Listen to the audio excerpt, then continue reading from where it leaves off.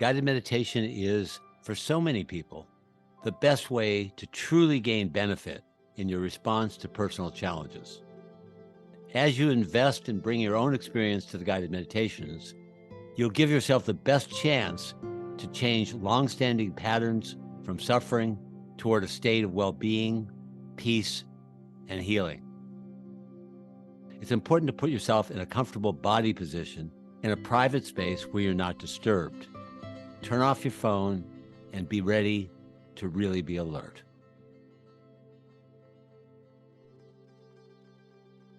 So just start off by noticing the rhythm of your breathing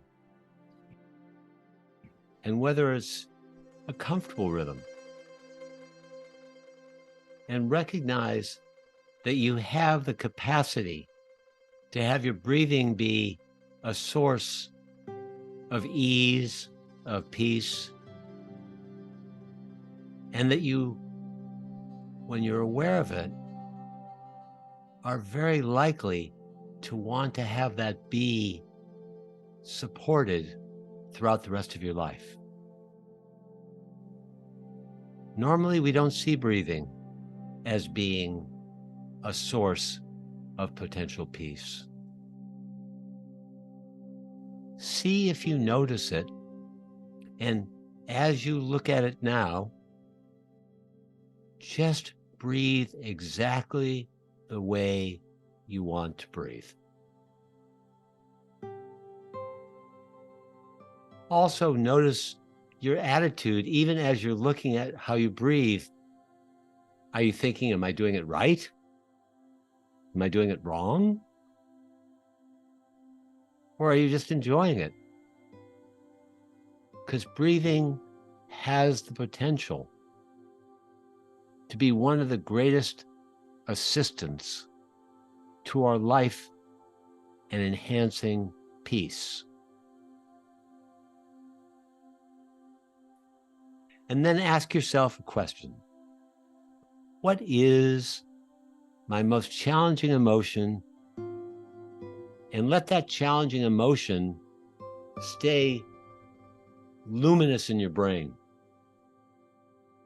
where you can really identify what it is. Let it be as crisp and clear and simple as possible. Not a story, just one word at the most two. And start off by identifying this challenging emotion, even if it's the same one you've used in the prior meditations.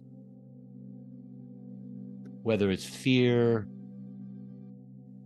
anger, anxiety, rejection, abandonment, loneliness. Whatever is your most impactful, challenging emotion is the potential for suffering to turn into a fulfillment of what you need.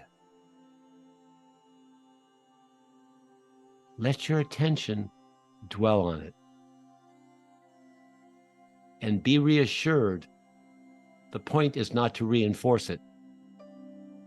The point is to be able to see it, to accept it, maybe even respect it, and then to be able to move in a direction where you can guide yourself. Feel your level of sincerity and devotion. And do your best not to judge it.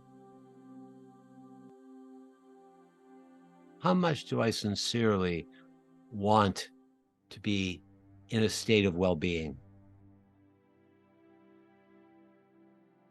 How much am I ready to dedicate my awareness to support that?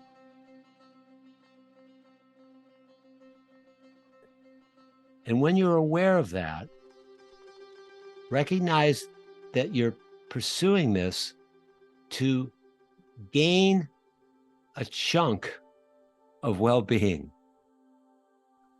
that you're looking for a new wisdom for you as to how to best be and how to respond in your thoughts and actions. By looking at your challenges, you're looking for your inspiration, you're looking for your fulfillment, you're looking for your needs. And while you're doing this, look for the part of you that knows it wants to care about you. And for some of us, we're asleep there. We're just living our life and we've forgotten, of course we want to care about ourselves. But it's not of course. Remind yourself not only now, but plant a seed, a deep seed, a fertile seed. I want to care about me. And this is not narcissism. This kind of caring gives itself away automatically. If you feel more sincere, you're going to give it to others. If you feel more generous, of course you're going to give it to others. If you feel more love, you're going to give it to others.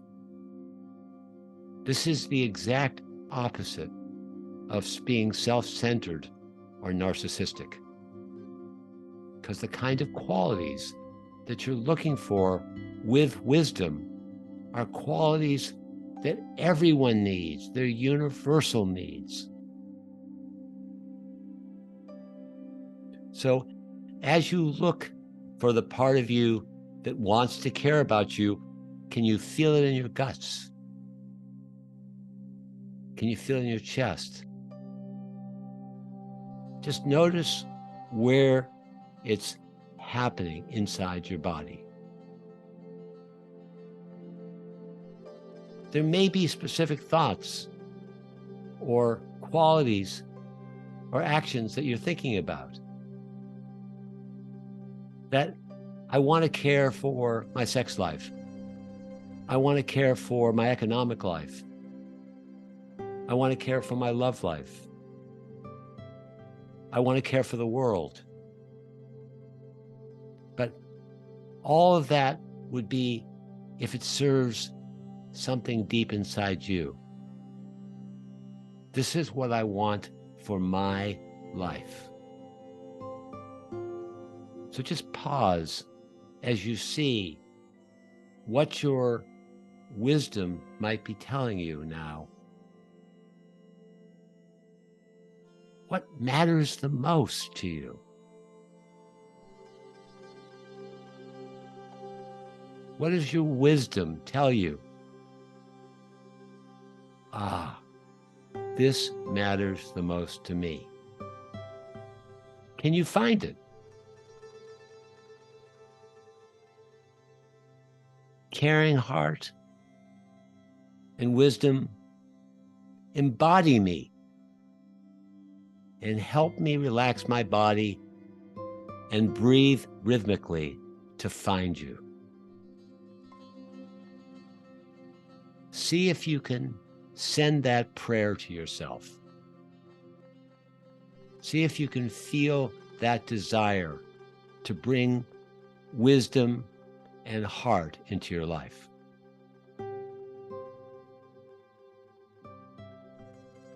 Some of the ways to find heart and wisdom qualities that are clear are when you practice being harmless, being kind, taking a gentle breath, having the courage to speak your truth about your needs, recognizing that you're human and that the person next to you is human, and that you want to take care of yourself and them at whatever level is realistic and possible.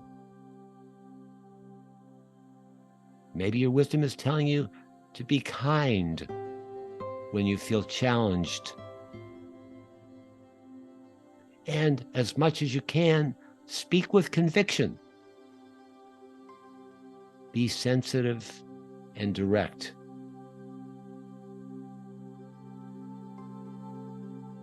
So now let yourself ask a question. How can I best care for myself? And be as specific as possible.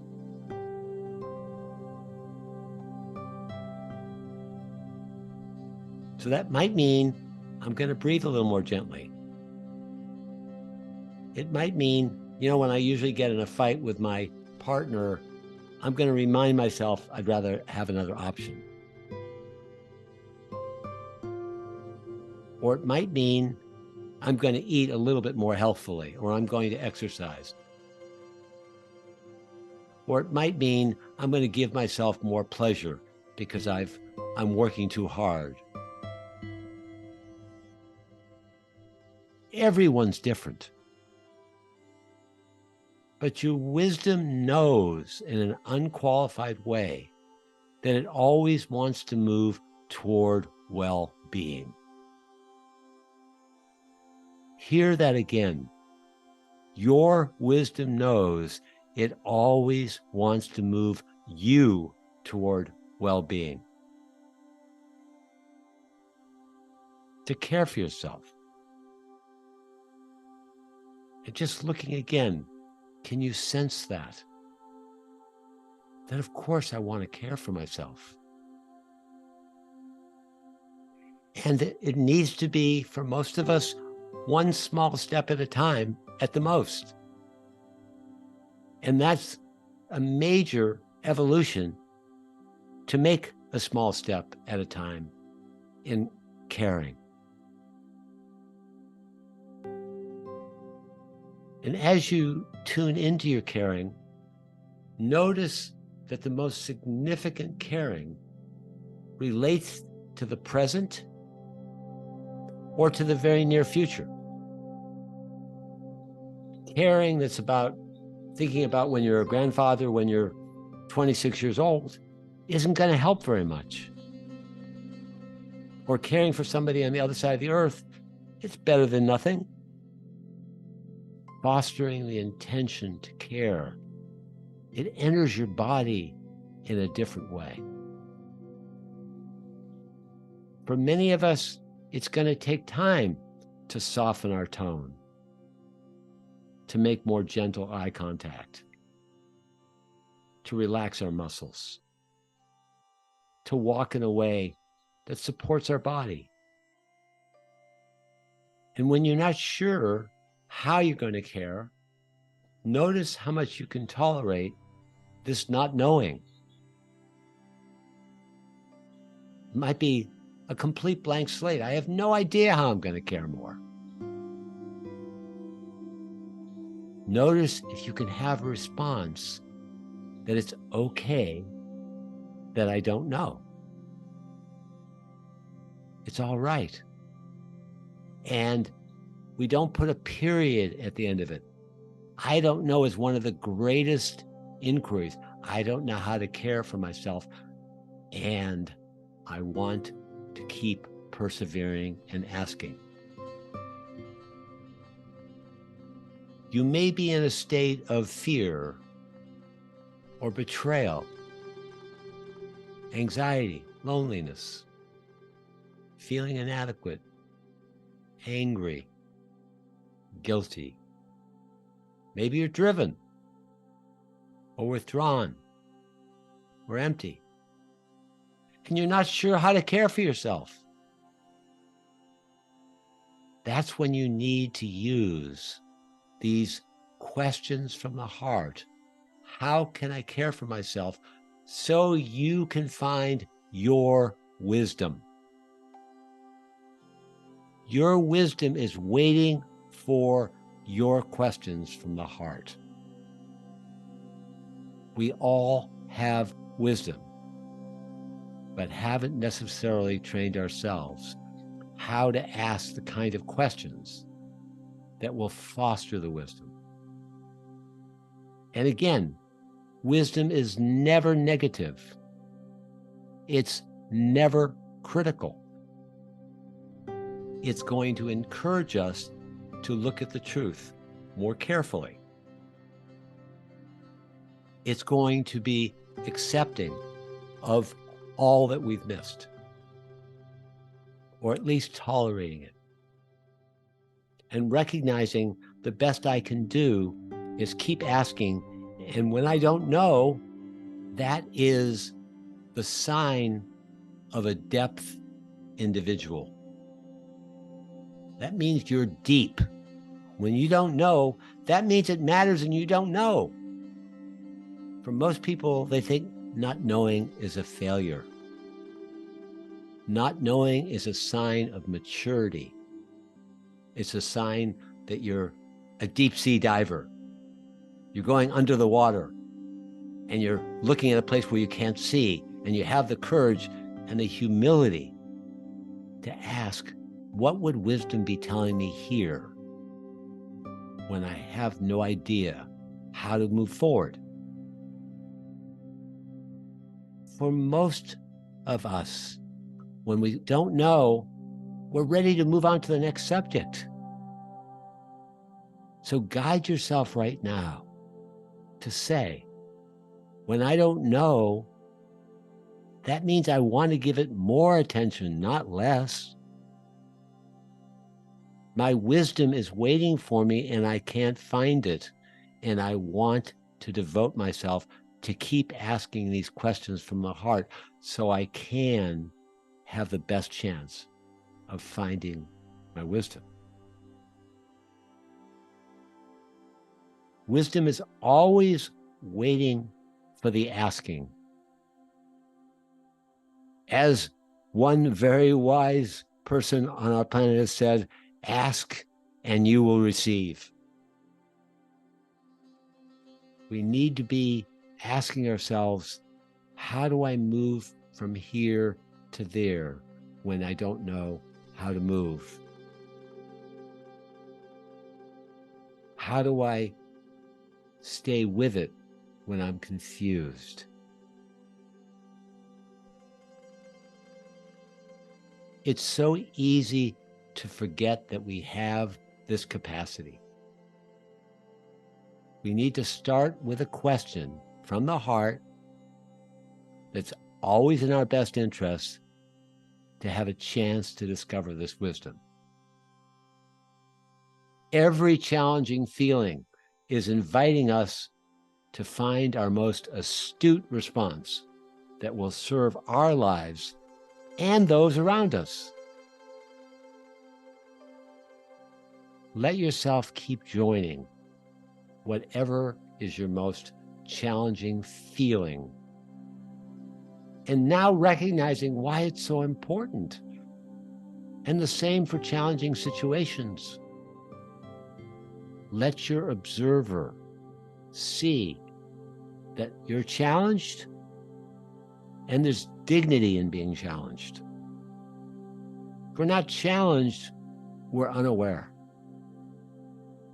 There's immense dignity. And see if you can remind yourself right now, I want to remember to ask the question, what will serve my well-being when I'm in my most challenging feeling? Really for the rest of my life, and as often as possible, and to escalate it as much as my heart and life will allow. What would be the way I could care for myself and others? Please give me the guiding thoughts that will bring peace to myself and those around me.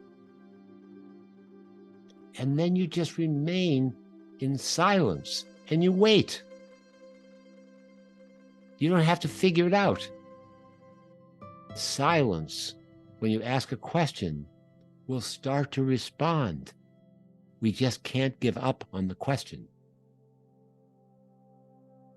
And remember the answer to these questions from the heart will give you multiple options of wisdom at times. And your wisdom will say, multiple options, not sure which one to go with. Then it will say, okay, don't know. I'm going to take my time, say which one seems like it's the wisest. And you can fall in love with asking the question, what is wisdom telling me? And not expecting an instant answer. Recognizing it may take 20 minutes, might take a half an hour. You might revisit it for 2 weeks. But anything that leaves you confused that you're addressing with this question is so worthy of your time. And as you have explored this depth of wanting to find your wisdom, see if you can appreciate that this is a big part of why you're alive. This is a big part of learning how to age gracefully. This is a big part of love and self-love. Plant a seed. May I remember that I want to seek wisdom as much as possible for the rest of my life. And perhaps either put your hands on your heart, put your palms together, and let it be a prayer for your own well-being and for it to spill over to those that are around you.